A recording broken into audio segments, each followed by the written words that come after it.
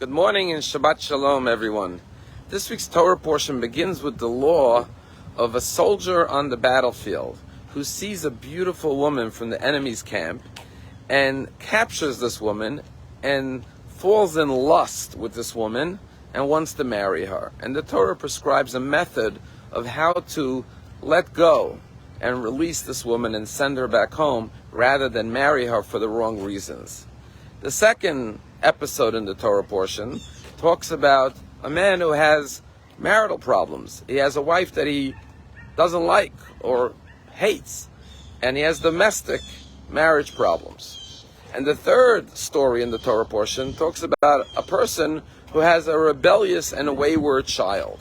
And our commentaries say it's not a coincidence that these three episodes follow one another, because what the Torah is telling you is that if you marry this woman for the wrong reasons, not out of love but out of lust and physical desire and urges, you will ultimately come to despise her, because the love was lacking in the marriage.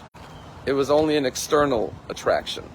And ultimately, from this marriage where you do not love your wife, and it was only an animalistic drive that connected you to her, you will ultimately give birth to a child who will be wayward, rebellious, and confused. And what the Torah is teaching us is the lesson of unintended consequences in life. You see, this soldier captures this beautiful woman and thinks, I'm going to marry her, I'm going to have the most beautiful, romantic, beautiful, happy life. But the Torah is telling him that's not the way it works. There are certain principles in life that are reality. And if your marriage is based on lust, you will ultimately lose interest in her. And therefore you will hate her. And ultimately the child that will be born from that union will be a wayward and rebellious child. And therefore the Torah is telling this soldier, let this woman go back home. Do not take her, do not abduct her, do not be intimate with her, because ultimately it will lead to negative consequences. And that's what this month of Elul is all about, to re-examine our values, our priorities, our direction in life, and realize that it's our imagination that thinks that through doing what is wrong, we will gain positive, good outcomes and results. It's only by following the path of the Torah and the mitzvot of righteousness and virtues that we will have positive unintended consequences, where one good choice and one good deed will lead to more good deeds and a life of happiness and fulfillment, where you have a happy and fulfilled life filled with contentment and satisfaction.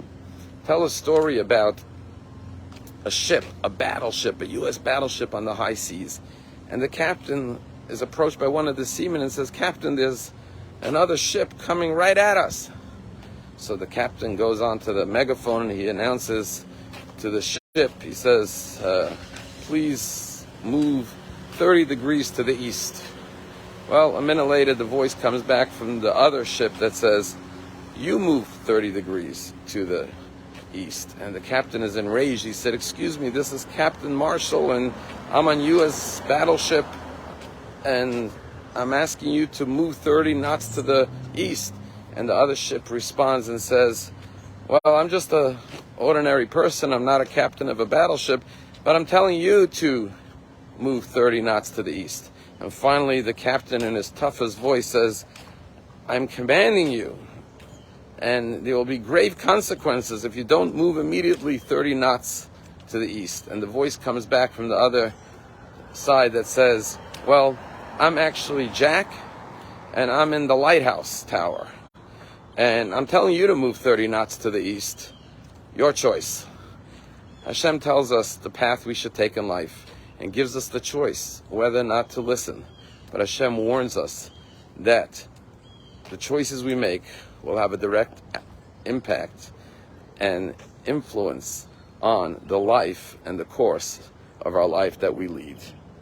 Elul is about the time to make sure we're taking the proper course in life. Have a Shabbat Shalom.